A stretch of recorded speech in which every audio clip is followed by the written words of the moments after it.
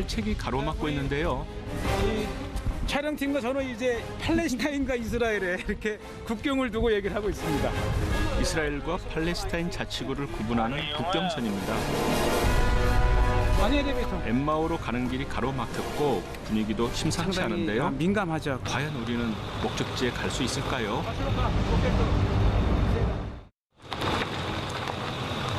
국경지대라 그런지 경비대가 왔습니다.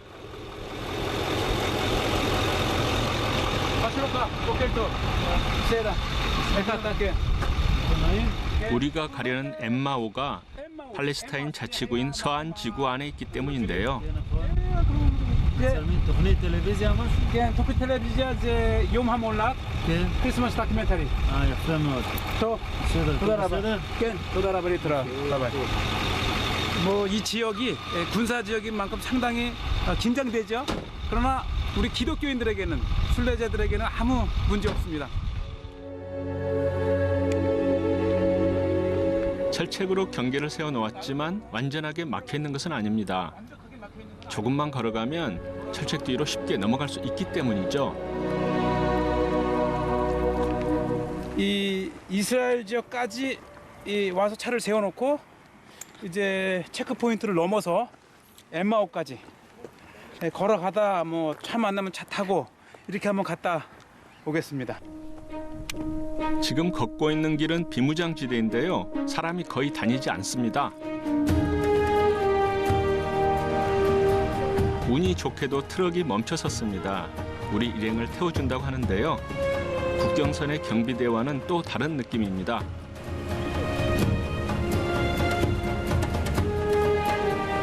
지금 2명 앉는 곳에 우리 5명이 앉았어요. 팔레스타인은 이런 맛이 있습니다. 마음으로. 아, 착해요. 군인이 보이네요.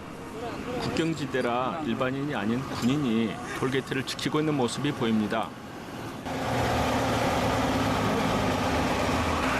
친절한 무슬림 덕분에 편안하게 서안지구에 들어왔는데요.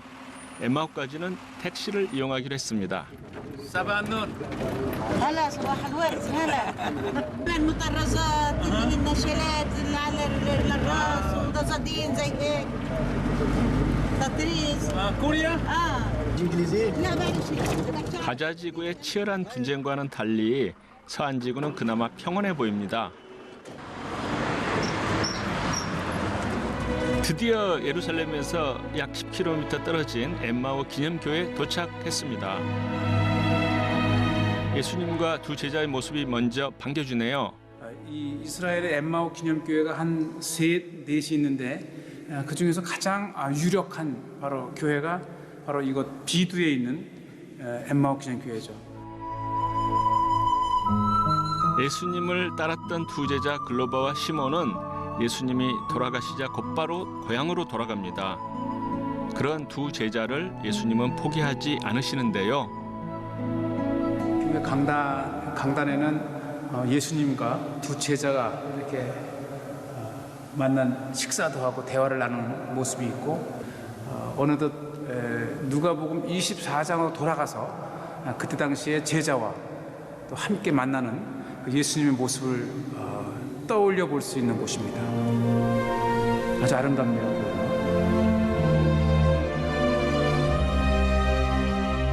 어떤 이야기를 나누었는지 궁금증을 가지고 예배당 밖으로 나오면서 만난 오래된 옛길.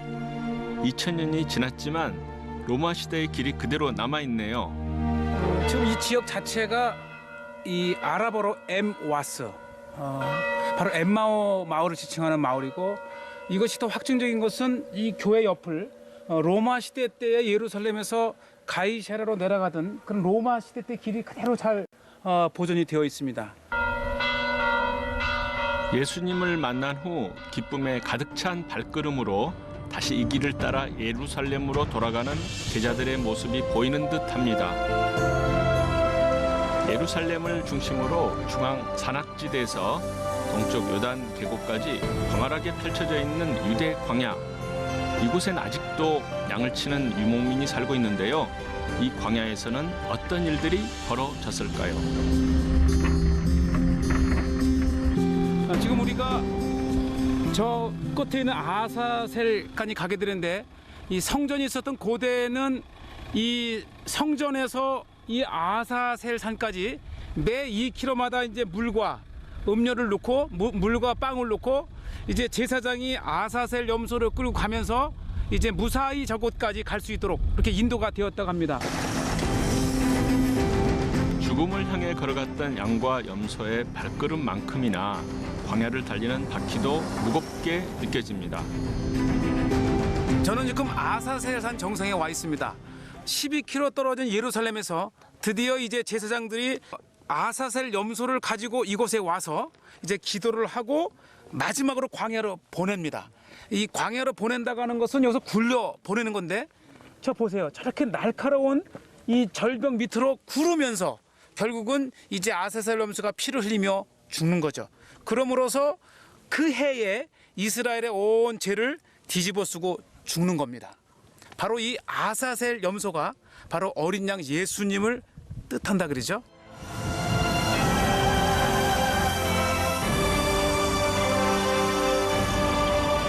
지금은 제단의 흔적조차 남아있지 않지만 속죄의 장소였던 이곳 광야. 산을 내려오면서 이상하게 허기를 느꼈는데요. 광야가 주는 묘한 느낌입니다.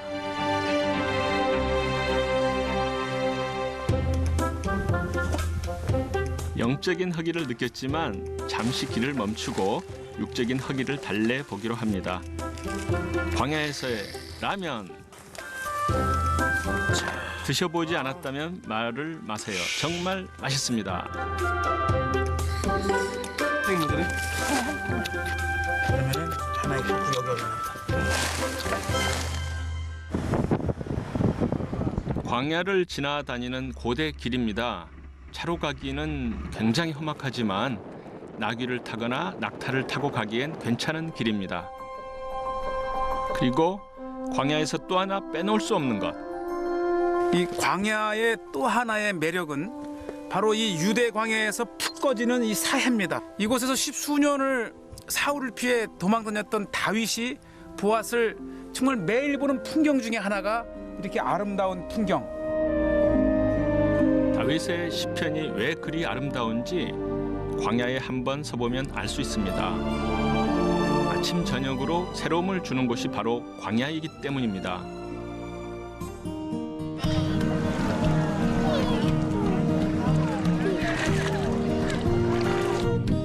수영을 못해도 물 위에 뜰 수 있다는 사해 바다인데요. 우리도 바다에 들어가 누워보기로 했습니다.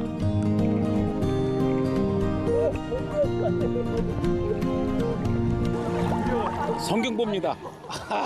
아유 신문은 안 보시고요. 아, 신문은 저 구석기 시대 버전이고. 아, 근사한데요. 너무 좋아요. 사해에 들어오면 몸에 힘을 빼앗을 수 있는데요. 힘을 주면 균형을 잃어서 물을 먹기 때문입니다.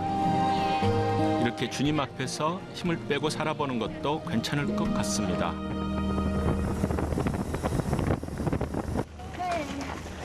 유대 광야는 황량하기만 한 것은 아닙니다.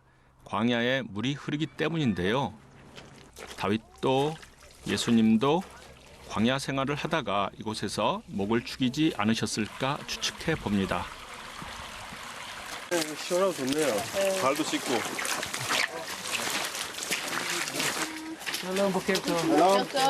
Tenemos Tailandia.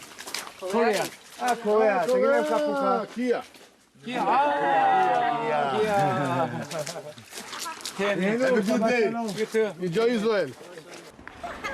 시내가의 물속을 한 3km 남짓 걸을 수 있는 정말 좋은 곳입니다. 엔보켓 기억하십시오. 광야의 침묵 속에서 주님과 세미한 음성으로 대화를 나눴다면 엠보켓에서는 갈증으로 고통스러워하다 생수를 맛보는 것 같은 기쁨을 느끼게 될 것입니다.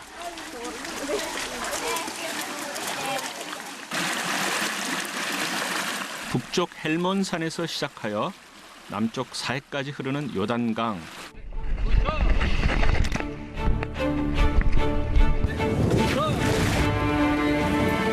우리도 보트를 타고 요단강을 내려가 보기로 했는데요.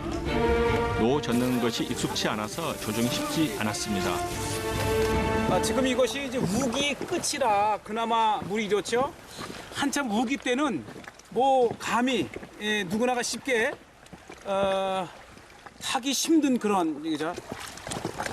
요단강은 특별한 의미로 다가옵니다. 반대로.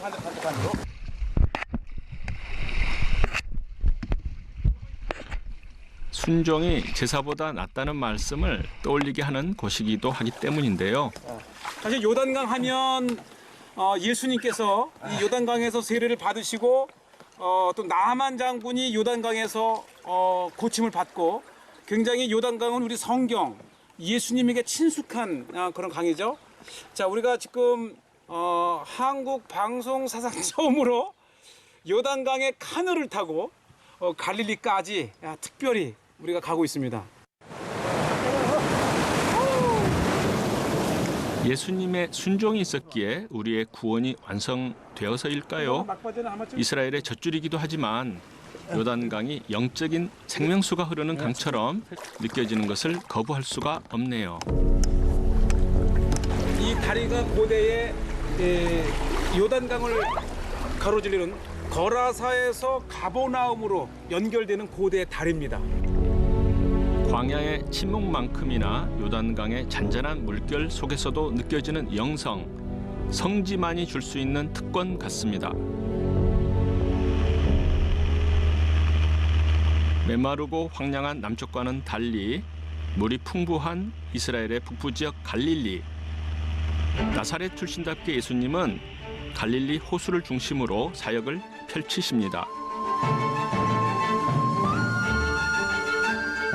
갈릴리에서 우리가 첫 번째로 찾은 곳은 산상수훈을 가르치셨던 언덕입니다.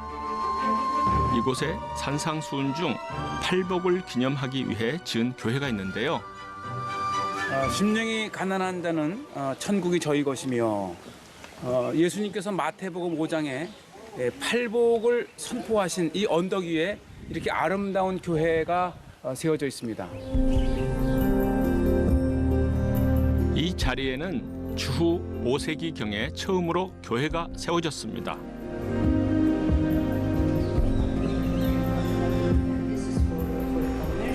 현재 팔각형의 교회는 천주교에서 1938년에 지은 것입니다. 예수님의 팔복을 기념을 해서 이 건물은 팔각형으로 이렇게 되어 있고 각 면마다 팔복을 라틴어로 기록을 해놨습니다. 한번 상상을 해보십시오. 예수님께서 언덕에 앉아 가르치시고 그곳에서 예수님의 말씀을 듣는 것을요. 그래서인지 다른 성지 교회들과는 달리 이곳을 찾는 순례자들은 누가 먼저랄 것도 없이 주님 앞에 두 손을 모읍니다. 팔복의 말씀을 되새기면서 말이죠.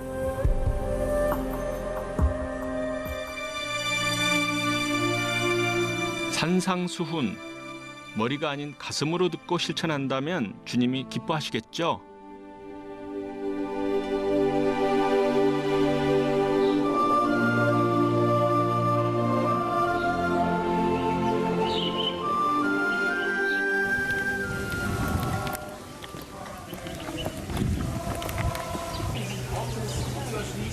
많은 사람들이 궁금해합니다. 지금처럼 음향시설이 없는데 어떻게 예수님의 말씀을 들을 수 있었는지를요. 여기에는 지형적인 특성이 있습니다.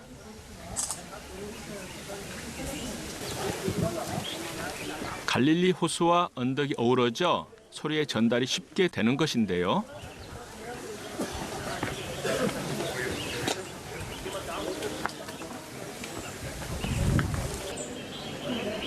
그래서 우리도 실험을 해보기로 했습니다.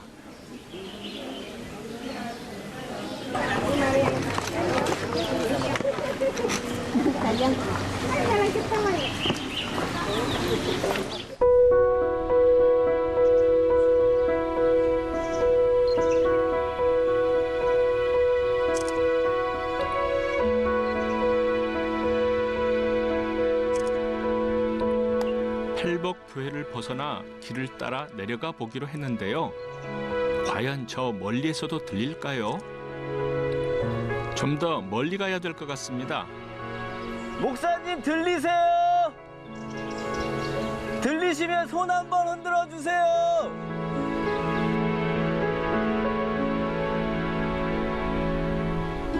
특별한 음향 시설이 없어도 산상수훈은 이렇게 사람들에게 들려졌습니다.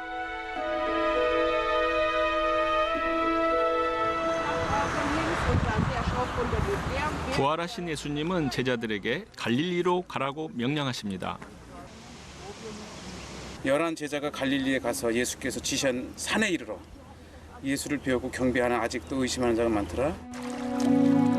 출렁이는 바닷물에 교회벽이 부딪힐 정도로 베드로 수익권 교회는 호수와 가까이 있는데요. 4, 5세기경에 지어진 현무암 돌계단이 아직도 남아 있습니다. 내가 나를 사랑하느냐? 3번을 물으시고 이제 베드로에게 내 양을 먹이라 하면서 이 땅의 모든 사역을 베드로에게 맡긴 그러한 장소입니다. 예수님께서 베드로에게 내 양을 맡긴다는 수익권을 주신 것을 기념하기 위한 동상입니다.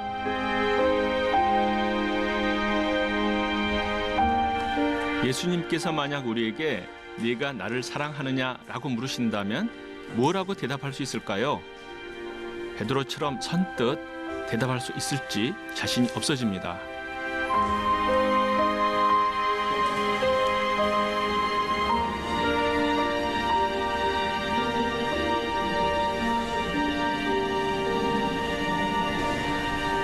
예배당 안에는 독특하게도 커다란 바위가 중앙에 위치해 있습니다. 갈릴리에 고기 잡는 제자들에게 나타나신 예수님이 이제 깊은 데로 가서 그물을 던지라 하고 잡은 고기를 가지고 제자들과 함께 요반을 드십니다. 이 바위는 멘사 크리스티, 주의 식탁이라는 뜻이죠. 예수님께서 직접 차려주신 식사라니요. 제자들과 나눈 투박한 음식처럼 소박하고 아름다운 교회인데요. 이럴 땐 예수님과 동시대를 살았던 제자들이 부러워집니다.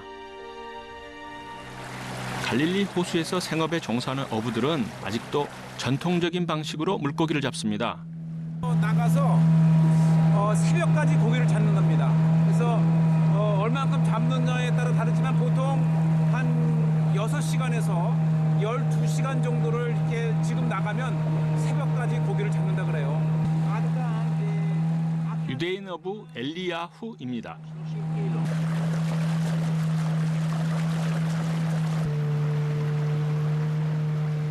잔잔한 갈릴리 호수를 한참을 달린 후에야 그물을 내리기 시작했는데요.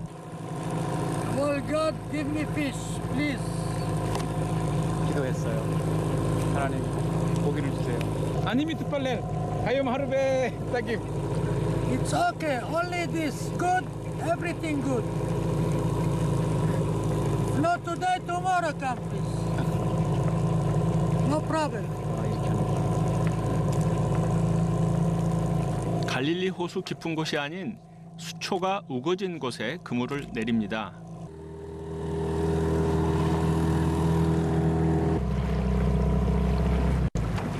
Lama lo tatali. Orsa ma vale posse. Aros male po. עכשיו יש לנו עוד סט שם, good evening. Good evening. How are you? Veamos Saudi Alessaba. אחרי המסעודיה, אתה תראה אותו. לא שלנו, של איתן.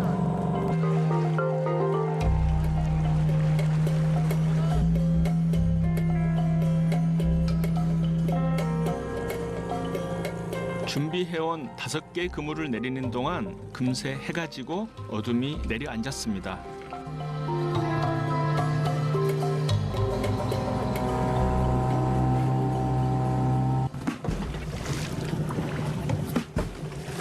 갈릴리에서 물고기를 잡는 전통적인 방식은 그물을 내리고 힘껏 내리치는 것입니다. 놀라운 물고기들이 그물 안으로 들어오게 하기 위함인데요. 아마 베드로와 다른 제자들도 이곳에서 밤새도록 이렇게 물고기를 잡았을 겁니다. 드디어 물고기가 올라오네요.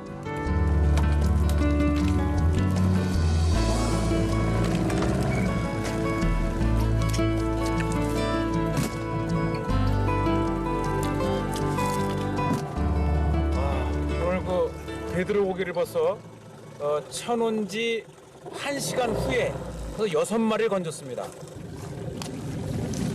밤새 한 마리도 잡지 못했던 베드로와는 달리 오늘 유대인 어부들은 수확이 좀 있는 것 같습니다. 25. 또 한 마리에 한 7,000원에서 우리 돈으로 7,000원에서 8,000원 정도 된답니다. 이 물고기가 예수님의 명령에 순종하여 깊은 곳에서 그물이 찢어지도록 잡아올린 그 유명한 베드로 물고기입니다. 이야, 이거 크다.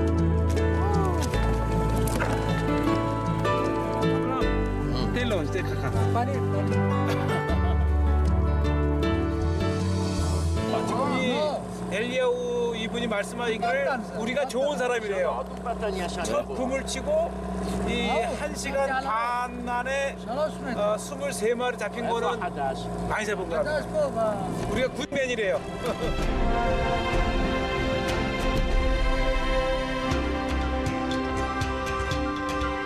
팔복교회 경사진 언덕 바로 밑에 7개의 세밀한 뜻을 지닌 지역이 있습니다. 해안에 접혀 있어 맑은 물이 솟아나 물고기들이 풍성한 곳이기도 한데요. 이곳은 예수님께서 오병이어의 기적을 베푸신 곳입니다. 주님께서 모인 무리들에게 보리떡 5개와 물고기 2마리로 5,000명을 먹이시고도 12광주리가 남았다가는 이적을 베푼 오병이어 기념교회입니다. 우물의 7은 보리떡 5개와 물고기 2마리를 합친 숫자인데요. 주님이 떡과 물고기를 축사하신 장소에 이 교회가 세워졌습니다. 그래서일까요? 바닥에 유난히 모자이크가 많습니다. 이 바닥에는 많은 식물과 새와 동물들이 그려져 있는데 오히려 이것은 1700년 전에 이 지역에 어떠한 새와 식물이 자랐는지를 연구할 수 있는 그런 아주 중요한 자료로도 이것이 활용이 됩니다. 오병이어 기념교회는 주후 614년 페르시아군에 의해 파괴되고 1300여 년간 폐허로 방치되었다가 1932년에 독일의 고고학자들에 의해 발견되었습니다.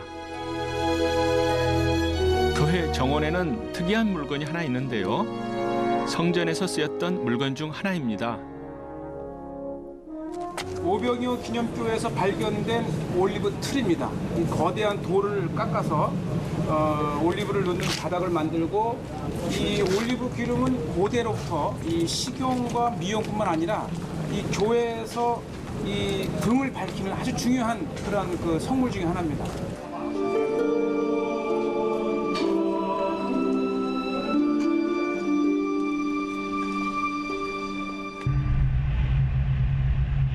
신약 시대의 가버나움은 1,500에서 2,000명 정도 거주했을 것으로 추정하고 있습니다.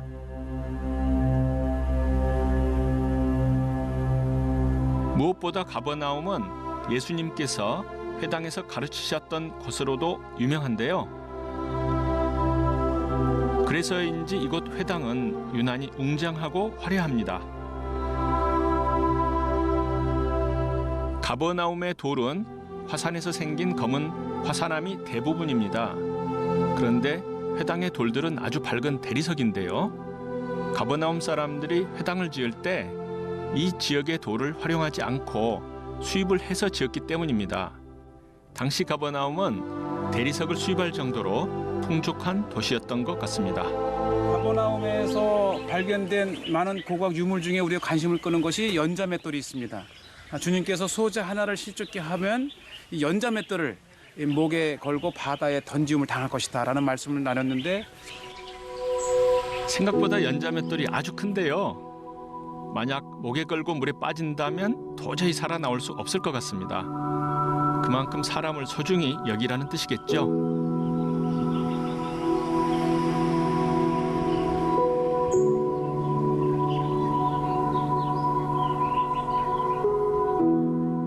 회당의 대리석에는 여러 가지 문양들이 있습니다. 유대인 회당이었다는 것을 알려주는 다윗의 별, 종려나무, 메노라, 당시 신전의 기둥을 장식했던 문양 대신 성경에서 중요시했던 것들을 기둥에 새겨 넣었는데요. 먼저 이곳을 보면은 이게 그 예수님 시대 때의 유대인들이 상상했던 법궤입니다. 이 박궤가 달려 있고 그 안에 법궤를 놓고 이제 이동하는, 그래서 상당히 귀중한 자료예요. 가장 눈길을 끄는 법궤 문양을 본떠서 원래 법궤 모형을 재구성해 보았습니다.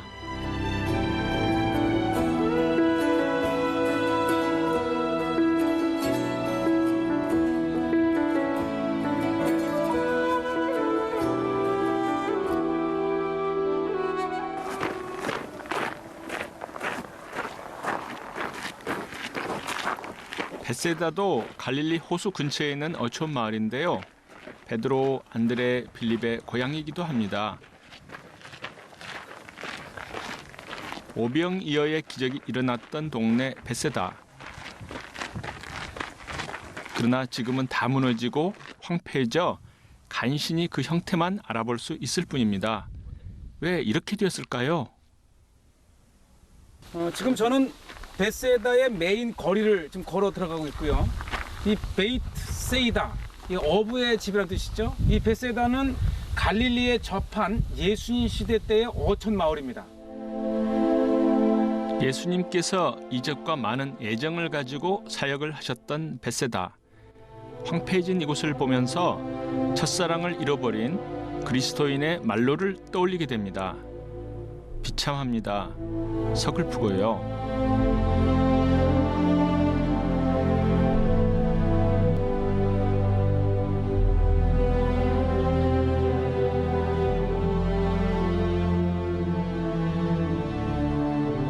풍요로움이 결코 축복만은 아니라는 것, 그리고 가난이 결코 저주만은 아니라는 것을 베세다는 역사 속에서 보여주고 있는 것 같습니다. 예수님께서 이런 말씀하십니다. 화 있을진저 고라시나 베세다야, 내가 너희에게 행한 권능과 이적을 두로와 시돈에게 행하였더라면 그들이 벌써 회개하였으리라. 아마 회개하지 않은 도시에 최후가 이런 모습이 아닌가 생각이 됩니다.